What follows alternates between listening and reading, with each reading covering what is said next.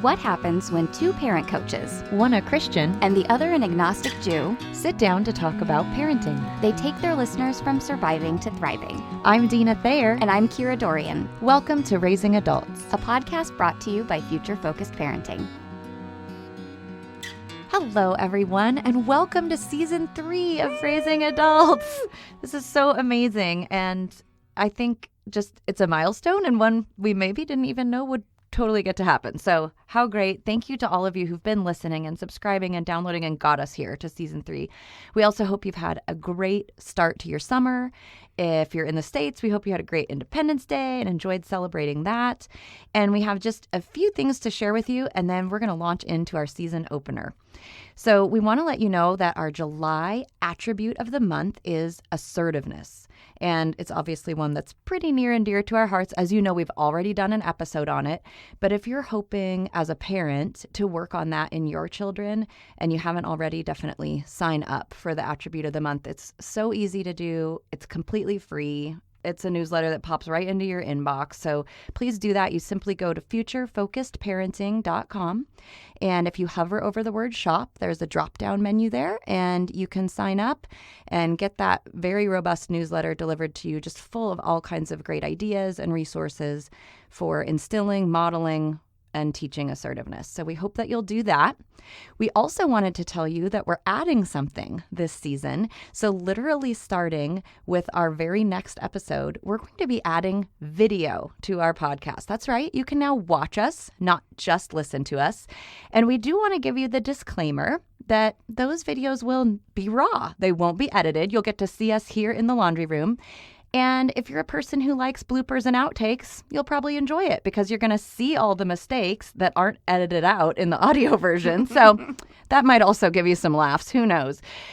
And lastly, I want to make sure. And those are on YouTube. On YouTube. Thank you for piping in. So that's where you can find those. We've had the audio version of our podcast up on YouTube for a while, and now we're adding this other great element. So if you want to also see us recording and watch us laugh at each other and watch us lean back and forth into the microphone and almost eat it, there you go. You can do that now.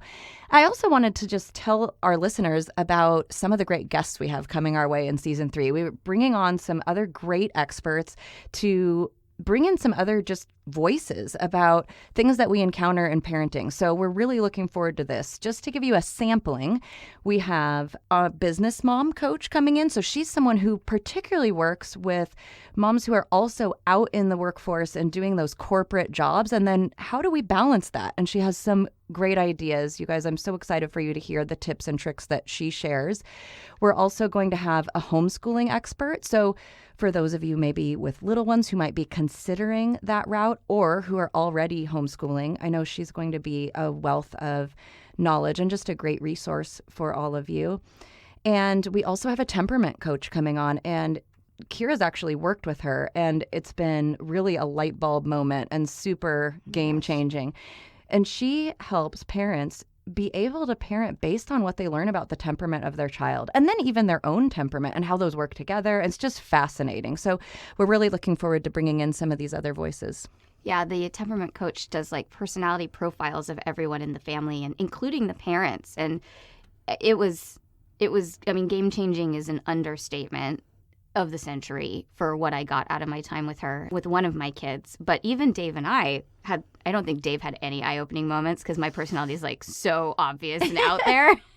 But he's more introverted. And so it was mind-blowing. I mean, we've been together for 17 years and I was like, oh, that's why you do that. It just suddenly made sense. So she's really cool. I'm super excited to have her. All of our guests, I think, have a lot of great things to add this season. Right. A lot of great things to bring to the table. But that's what's so fun is then also when we stumble across somebody or work with somebody, we don't want to keep that a secret. We want to help you as parents. Our whole point is bringing you from surviving to thriving. So if we've found something that's been helpful to us, we definitely want to pass it along. Yeah, absolutely. So yeah, Season 3, and we have a special guest with us today. We do. And before we launch into our time with our special guest, I just want to mention the giveaway that we had leading up to the start of Season 3. We offered a giveaway, a free parent coaching session with either Deana or myself. There were several ways to enter. We do have a winner to announce. And we're going to do that at the end of the episode. So sit back, relax, enjoy our time with our special guest. And at the end of the episode, we'll let you know who won. We have our very dear friend, Jetta Anderson, who is a midwife down in Phoenix. She is with us today, and she's just going to join our conversation. And we have an interesting topic today, which is kind of spurred on by the fact that Deana had a kid graduate from high school. Yeah, so she raised her recently. adult. Yeah. Almost done. I mean, I get to finish the rest of the summer with her, of course, which will be nice. And I'm going to savor every minute of that, which I've talked about a little bit. I'm doing my intentional spoiled parenting, which is fine when you do it on purpose and you know why you're doing it. So we're going to have epic summer of fun. But yes, she is graduated. She's an actual alum now. And Jetta actually flew up with her son to come and be a support because she's literally known Sienna since she was born. She was one of the first people to visit her at the birth center. So you should see the three of us right now because the laundry room is pretty squished with it's even just the two of us. We add a third person and there's some snuggling that's happening, but luckily we all like each other, so that's good. We're cozy. So Jetta, why don't you say hi to our listeners? Tell them a little bit about how you know us and your life down in Phoenix, your kids, all that good stuff. Okay. Well, I know Deana because she is my very, very, very best friend. We became friends when we were both pregnant with our oldest, and I think we just really hit it off. I think we became best friends like the day we met. That was it. So we proceeded to raise our kids together. So I listened to a lot of the stories and I remember them because we would talk through all of them. And I always really admired Deana and her parenting and tried to emulate that. And we've stayed friends even though I relocated to Phoenix 7 years ago. So we've been pretty intentional about getting our kids together, and we talk as many times a week as we can. And then Kira, I met because she was referred to me for hypnotherapy. I had a pretty traumatic pregnancy with my third kiddo, and I needed to do some work to release some fear to be ready to have him.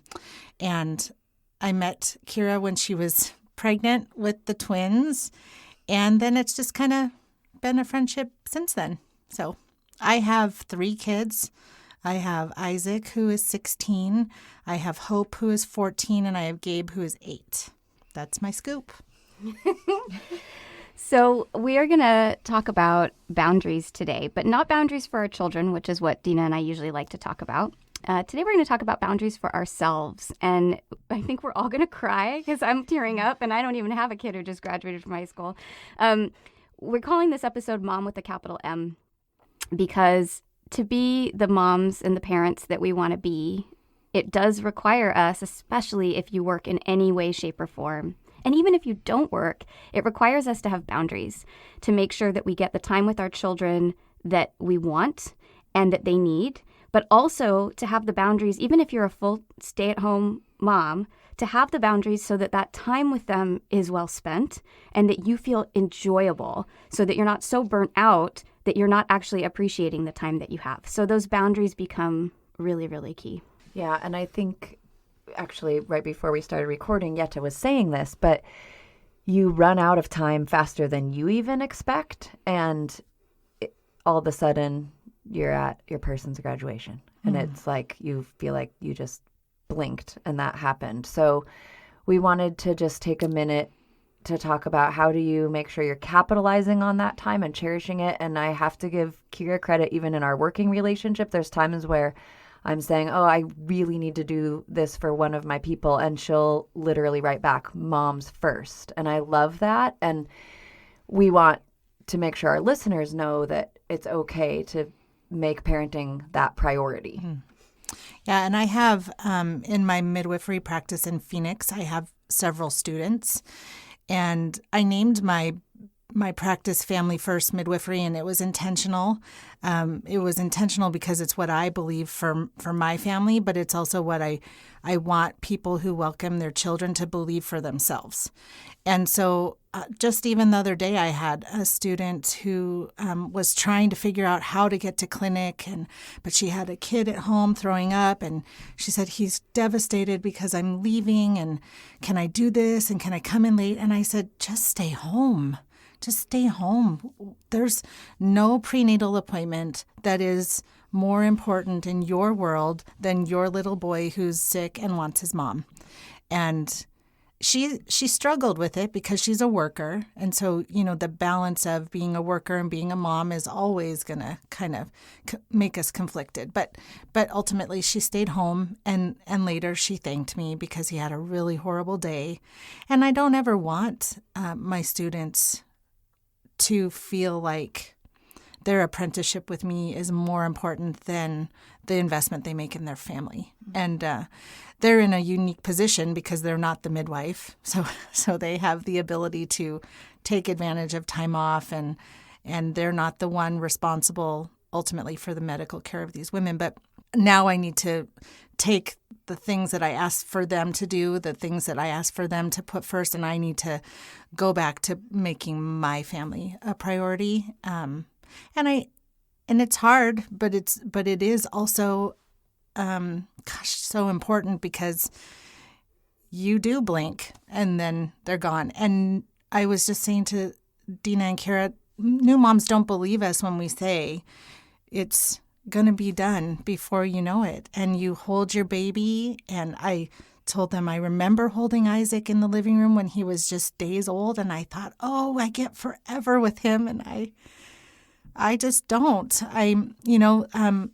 It's almost done. There's this meme going around on Facebook that says you get 18 summers with your kids, make them count. And I'm so keenly aware that I'm on summer number 16. And so it's crucial. And so now I'm frantically trying to set up boundaries instead of having already have had them in place. Yeah. And I think that, we hear that phrase. It's a phrase that drives me crazy, actually, about enjoy every minute. And I don't think you can. No. As a mother, you can't.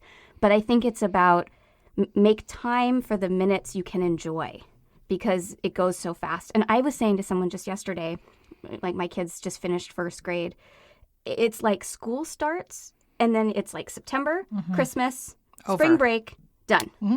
And then they're suddenly the next grade. Yep. And it just, I would assume, keeps spinning like that. Faster and faster. I feel like I was just going to say, I feel like it almost gets faster as they get older. And I don't even notice the breaks or the school off time, whatever. It just starts to all be such a blur. Well, and they get busy with their lives that are separate from us. They go from being these babies and toddlers and little kids who just really not only want to be with their moms so much but have no choice but to be with their parents, and then suddenly they're in high school and then they have their driver's license and then your moments with them just naturally start to go away. Well, and let's be clear, that's partly what you want. Yes, if you're doing good. A good job, they should get a job and learn to drive and have their own peer group and all of that. But one of the unfortunate side effects is then right when you're starting to realize how much you want to hang out with them, they're not as available, right? Which is another hard part of it.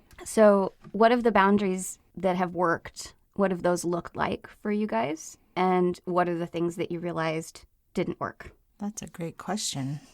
I think the thing that didn't work is I think originally I tried to put boundaries on my time refilling my cup, so hanging out with girlfriends. I also put limitations on the ability and availability of me and my husband having time together. And it took me a lot of years to realize that I'm not a better mom when I feel tired or I feel taken advantage of or I feel like I need a glass of wine or two, and or when my husband and I can't connect or don't agree and haven't had a date in who knows how many months. And so the boundaries are are interesting because I think they actually have to apply to so many different facets in order for them to be really effective in parenting. And I also find that in that limitation, though, some of it was okay. Like I tried to not go out with girlfriends more than a couple times a month because my kids play sports and I want to be at the games. And my job is weird because I'm on call 24/7. So unfortunately, I never know when I'm going to miss out on someone's something. And so I very intentionally have to say, you know what, I'm really only going to do a couple girls' nights a month, or I really don't want to be gone that late more than one time a week. So those kinds of boundaries, I think, were pretty easy for me to set, partly because my job is just different. But I think those relationships, the relationships we have with our friends, and then the relationships that we have with our partner, I think those are pretty crucial. I almost feel like, just like we talk about family values and having those core, maybe top 10 family values, I feel like in my head, I've always had a hierarchy of priority with the kids at the top. And that's not to say they're always going to come first, but it means that when and we've talked about decision making and critical thinking with kids and how do you help them balance two things and figure out which one is the best decision. In my head, I feel like when things bump into each other, I'm forced to come back to the hierarchy in my head. So a really good example is Dave and I used to fight a lot about who was going to stay home if a kiddo was sick, if it was on one of my work days. I have a client who's waited maybe 12 weeks to come and see me. I don't get work. If I don't work, I don't get paid. Whereas when my husband doesn't work, he does get paid. How important is that meeting versus this person who's waited 12 weeks to get some help, et cetera, et cetera. And we would just like bump into each other over and over and over again, fighting over whose job is more important. And it was the moment that we sat down and really, really dug into it. And he said to me, he's like, you're the one who wants a parent home with them when they're sick. I would be okay if they didn't have a parent. If your dad stayed home with them or we got a nanny or a babysitter, you're the one who wants a parent home. And it was so profound because I said, you're right. That's actually in my personal hierarchy of values. I want a parent home with them. So I need to be the one to stay home because that's my value that I'm upholding. Does that make sense? Yeah. Oh, totally. That's good. And so the times moving forward after that, those times where we collided, it was really a lot easier for me to make the decision to stay home because I knew I was upholding the hierarchy of values in my head. And that felt better to me now than it did before when I was even confused about why am I conflicted about this? Which thing matters more? Right. Yeah. And then it was just natural. Yeah. More natural. Exactly. I haven't always done this super well. I think partly just because I had so much time with my kids as a single mom that I got burned out really easily because I would go to work all day and then not only be on parenting duty, but be on parenting duty with no help. And so where I fell down is the mistake I made was confusing quantity with quality. So I was with my kids so much. I thought, oh, we're getting in lots of time. It's great. And what I was realizing is, but they're getting in lots of time with a frazzled, tired mom. Yes.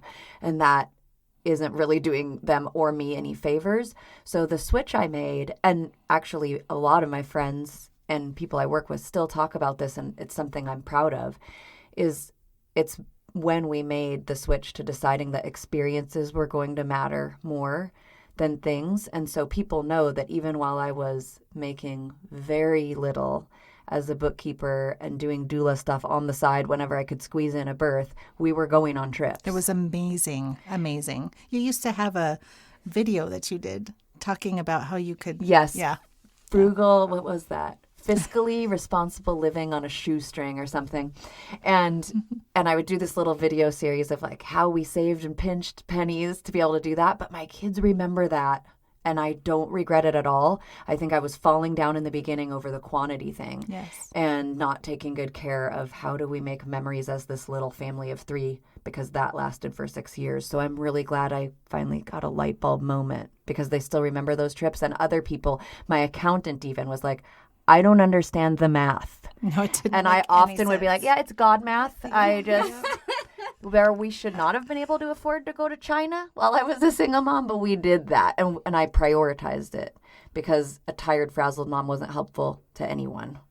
And I still don't regret it because we still prioritize experiences, vacations. But I'm just admitting I fell down in the beginning just because of the sheer amount of time. And I felt like, well, I'm always with them. I'm on 24/7. So that must be counting for something, right? But it wasn't great. Well, and that's the thing is I see so many frazzled, burnt out moms with these like vacant looks in their eyes. And you can tell that that comment that I cannot stand about enjoy every moment is so embedded in their brain, and they've misinterpreted it as be there every moment. And that is not what it means. In fact, just the opposite. I actually think that it's be there as much as you and they need and not more. Because if you're there too much and you're giving too much of yourself, then you're lost and you don't actually have an enjoyable experience.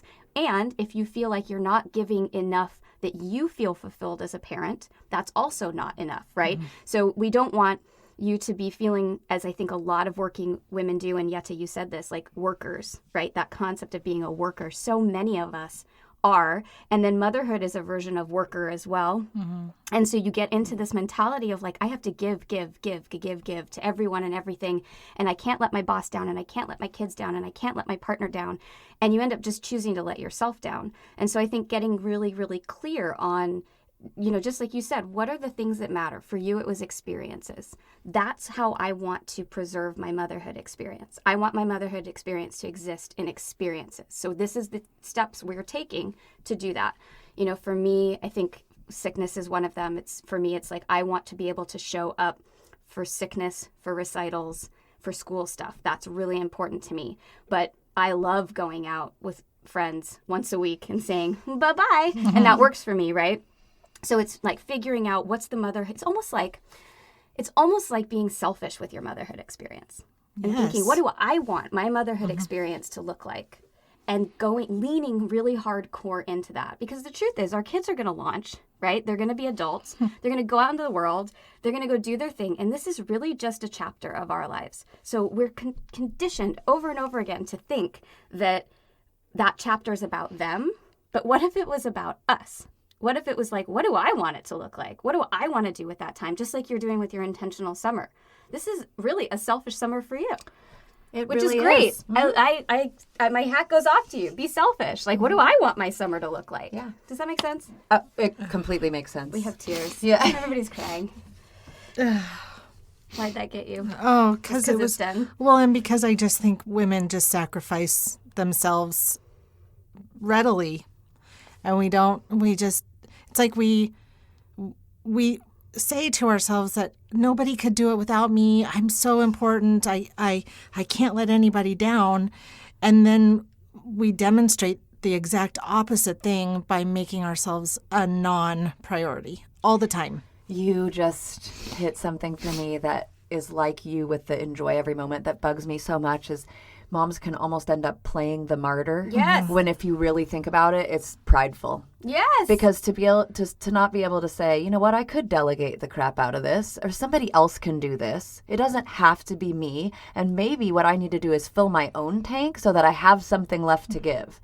And so this idea that we have to just sacrifice, the easiest person to put on the back burner is yourself. And I'm guilty of this too. So I'm preaching to the choir. But to not unpack that and say, you know what, that's actually not you being so woe is me, I'm such a martyr. It's actually you're a stinker because you're thinking it can only be you. The world can't function without you. And guess what? It actually could for a few hours, and maybe you need to go to happy hour. Yes. Well, it's funny because I used to say to clients all the time, when I would get clients that would come in and they're like, I just feel judged all the time. Everyone's judging me. You know, I'm out in the world and they're judging me. And I would say that's a really arrogant approach, don't you think? That you think everybody's really, really busy thinking about much you. attention. Yes. Yep. And it sort of like 180 them because they feel victimized and they feel ashamed of who they are. And to suddenly think, well, hey, wait a second. That is kind of arrogant thinking would really like derail them a little bit in a good way, like get them to start thinking about it differently. But I think that's really spot on.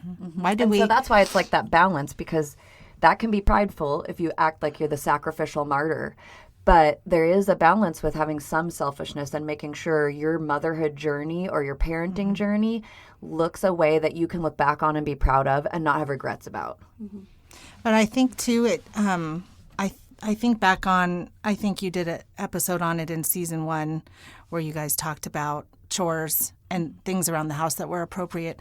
And I think sometimes if we don't do intentional parenting from the very beginning, then we get to a place where we've failed to recognize that our kids, as they grew up, became capable of being someone we could delegate to and handing them off something that, maybe they won't do it the exact way. I mean, I think we do it with partners too. Maybe they won't get the vacuum lines exactly right in the floor, but that's not the part that actually matters. Like, we take so much upon ourselves and we fail to notice when we could start handing stuff off to our kids, when we realize that we actually do have somebody who could handle what we think we're the only one capable of doing. Mm-hmm. Well, and I also think there's something about, like for me, like I said, some of my priorities were being home when kids were sick, being at recitals, being at school, field trips, and that kind of thing. The sick part was for them. The other 2 were for me. It wasn't about them seeing mom at their recital. I wanted to go to the recital. I wanted that as part of my motherhood journey, that when I look back, I remember seeing the recital. I'm sorry to admit it, nothing to do with them.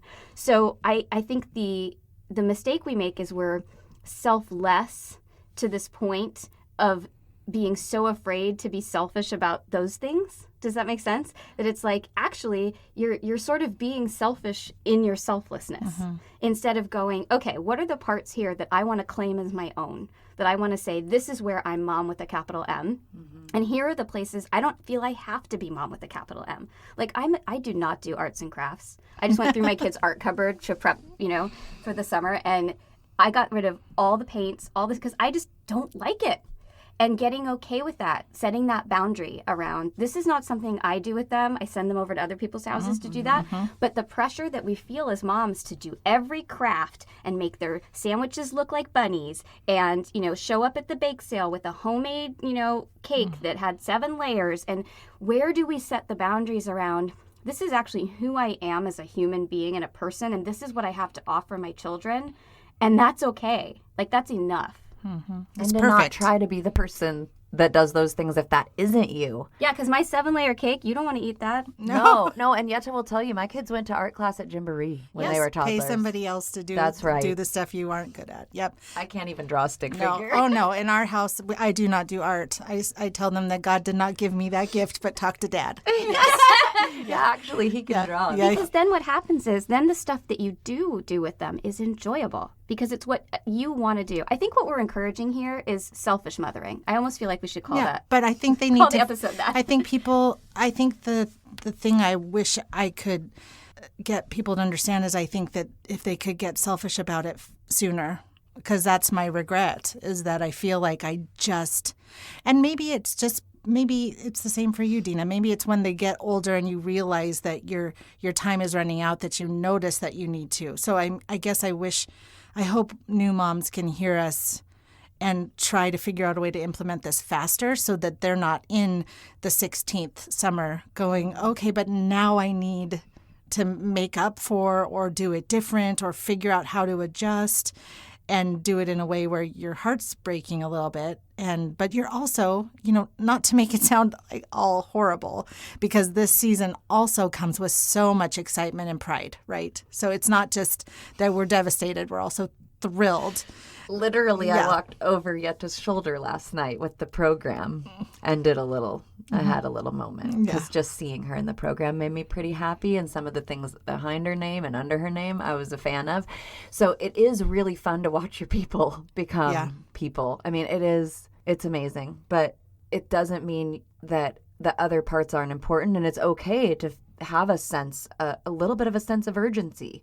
It isn't going to last forever and ever and ever. And I think when you're in the thick of it with being tired or potty training or teething or what have you. You don't want it to last forever. No. You're like, please, let's hurry this up. It feels like an eternity. Can it please move along to the good stuff? But then all of a sudden, you're almost done. Okay, so if you could talk to yourselves as parents of toddlers, and you're in the thick of it, and you're like, come on, be self-sufficient. Be able to make your own sandwich. Be able to make your own bed, right? Like, because I'm not as far away from it as you guys are. And I remember I was like, this needs to go faster. We need to be all done now. What would you tell yourself while still giving yourself space for the reality of the situation, which is, I don't want to enjoy every moment. Some of these moments are really hard. Yeah, so I think actually I have a really good opportunity to speak to this because I had 2 kiddos and then suddenly found myself with a surprise kiddo. And so when Gabe was born, Isaac was 10 and Hope was 8. And so we were in self-sufficient land. Like Chad and I could sleep in on Saturday because they could get their own cereal and it didn't require quite as much. And so then when Gabe was born, it rocked our world. Naturally, a newborn is so different than all those things. But I also found that I was, and probably because of how I feel about Isaac and Hope growing up, I was a very different parent for Gabe. Like probably Deana would say that my parenting of Gabe doesn't resemble any of my parenting with Isaac and Hope. And she's sat on the phone and laughed at me plenty of times. But I do, because of how I feel about how close Isaac is to being done and how weird it is that my daughter is going to be in high school now, I do take those moments that matter to Gabe. And they're very different than Isaac and Hope. Isaac and Hope never wanted me to come to a party at school, and Gabe wants me to come work at all the parties and go on all of the field trips. And some of that sounds awful to me, to me. But I do love how much he loves it, and I do find joy in that. And so I am a different mom in that I have learned to take time for myself now because I'm 17 years into parenting, almost 17 years. And Gabe's getting a better version of me, I think, because I can take better care of myself, but also I'm very aware that it's not going to be much longer that he's in the place that Isaac is. And so I do let him crawl in my bed. And when he asks to snuggle, I say, okay. And I try to work at as many parties as I can. And so it's different. It's different, and I learned to do it differently, and I don't regret it. But it's not similar, but it's individualized. Well, and you come to the table with experience now, so you have the awareness that the first time mom with the new baby doesn't, about how fast it goes, and I think that makes a difference. But I also have to defend myself and say I think I was laughing with you because she would call me like, "This is nothing like how I did it. It's so different." I think this is one of the places where having twins helped me a ton, because there was never in our minds an opportunity to get to do it again. And I was really aware of that. Like from the moment they were born, I was like, this is the only baby phase. This is the only crawling phase. And I think that's helped a lot because, again, back to like the recitals as a great example. This is the only recital at age 4 that I'm ever going to see. So I'm going to go to that because that's what I want. And so I think that helped a lot. And I guess it's somehow bottling that, right? Bottling what you had with Gabe, bottling that weird thing that happened for me just by the nature of having twins, that being deliberate. I mean, really, let's just be totally honest. It's the same idea of intentional parenting, future focused, being future focused as a parent. When I get to graduation day, what do I want to look back and have in my book? What do I want in that chapter? And I think if parents can get as intentional with that as they can with all the other stuff we're suggesting, then those moments become clearer of, no, I can't go to that meeting. I have to go to X, Y, or Z. Or, no, I can't go out for dinner tonight because I have to take my kids on vacation. Whatever it is, as we say all the time, when you have that strong why, when you understand this is the book I'm building so that graduation day I have that to read over and over and over again, then it makes those decisions easier. It really, really does. I mean, you were making me tear up as you were saying that, because I could not agree more. I mean, if this all goes back to the why, and then you're not picking through and going, well, how do I decide which thing to choose? It does sort of make your decision for you almost. And I think you're right, though. I think the twin thing might have been a bonus there. We've found some silver linings on that in this podcast. There are several. Yeah. Because to answer your question about what would you say to your former self, I feel like I would have had to do a lot of preaching to myself, like this too shall pass, but also being able to get into the hard. But for me, and I think this is a practical thing I could say, is it's a lot to do with your community. And I would seek out people who can sit in the hard and where it's okay to say, I'm so over diapers or whatever. I just wish I could get a good night's sleep. But it's also important to have people who are a little bit further down the road. Because for me, having parents who were years ahead and could tell me, oh, it's so worth it. Hang in there. Stick with whatever that is that I've said no for the 1,000th time today or what have you. Oh, because then you get to see this. And eventually you do. And then suddenly there's a light at the end of the tunnel and it's not an oncoming train. And you're starting to see they're listening when I say that, or they can now buckle their own car seat, or just those little bits of independence. And as you get those little wins, I think it helps you want to keep going. But I feel like community matters here. You got to have people who are in the trenches, maybe in the same season of parenting, and someone as a mentor, maybe further down the road, who can encourage you and remind you, yep, this will go away though, before you know it. It feels really hard right now, like validate, but could remind me that, especially as a single mom, I needed those reminders. Your people are going to grow. They're going to make you proud. They're going to become independent, and it's worth hanging in there. Well, and one more thing that comes to my mind is, it's also possible that maybe for some people in those younger years, this just isn't going to happen. And that's okay. Like for me, I think aside from the twinny part of this, I really was like, let's move it along, please.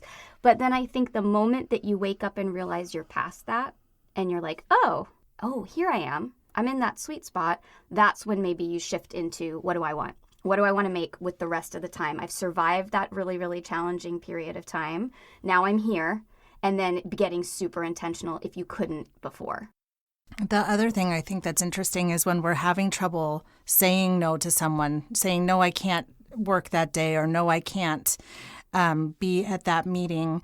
For whatever reason, we punish ourselves and we're so conflicted. But the fact of the matter is they probably own that time for themselves. So why are we different? Why does their child matter more than my child? In my world, my child is the most important. And I don't think that anybody's really good at saying no necessarily, but I think we have to remember that the people that we're most likely dealing with are likely parents also, and probably have had to make a similar choice. And even though it might be inconvenient or frustrating if the meeting needs to be delayed or the appointment can't happen, the reality is that they've probably made a similar choice, and we're all really just doing the same thing. Yeah, that's so well said. Yeah, and I think we've probably said this on an episode, but in a different way. But what Jetta just said kind of brought it home for me. I was like, oh, this is exactly in kind of the decision-making episode. I feel like we've talked about those layers of how do you prioritize and stuff. But really, this is another time where it might help to remind yourself that saying no over here is saying a great yes. So I'm saying yes to this instead of dwelling on or guilting ourselves about the no we had to say. Mm-hmm. So on that note, I have a quote for us today. My friend Lynn has this wonderful way that she sets boundaries and says no. And I love it. She doesn't say, no, I can't. She says, I'd love to say yes, but I can't. What I can do is fill in the blank. And I love that as a way of honoring that you want to say yes. You're not trying to be a stinker, right? I want to say yes, and I can't. And then if there is something that you can do, but I could do the meeting anytime tomorrow, you pick the time, right? Offering what you can do makes you feel like you're not just shutting that thing down. Mm-hmm. You're still contributing to it, but in a way that sets that boundary for you so that you can be mom with a capital M. I love that. Mm-hmm. Yeah, that's good. Jetta, thank you so much for being with us today and just adding all your insight. We love you, and we're just so glad that you were here. Sure. Thanks for having me. And we said we would announce the winner of the giveaway. You better keep your promise. Keep my promise. So we had such a great response that we actually decided to give away 2 sessions, one with each of us. So we're each going to do one instead of before where we thought maybe one of us would end up doing it. We decided we each really wanted to do it and really honor the fact that we had such a great response to the giveaway. So we have 2 winners. Congratulations to Carissa and Ariana. Thank you so much for all you did and all the entries and everyone who entered. And we really hope that that we're going to have another giveaway later in the season. Not going to tell you who it's with, but it's pretty awesome too. So I'm excited about that. So if you haven't followed us at our new handle, which is Future Focused Parenting, a lot more stuff's going to start coming out on that for Instagram and Facebook. We still have our Raising Adults podcast platform, and we will post the episode announcements on there. Absolutely. But a lot more of the content stuff is going to go on to Future Focused Parenting. So be sure to follow us on Facebook or Instagram if you haven't already. Check out YouTube, subscribe to the channel. I can tell you that just in recording the end of this podcast, we already had a blooper, and you would have gotten to see that if you were subscribed on YouTube. So definitely subscribe and feel free to watch instead of listen. And welcome to Season 3. Thank you for being with us. Raising Adults podcast is produced by Kira Dorian and Deana Thayer and recorded in Kira's laundry room. Music by Seattle band Hannah Lee. Thanks for listening.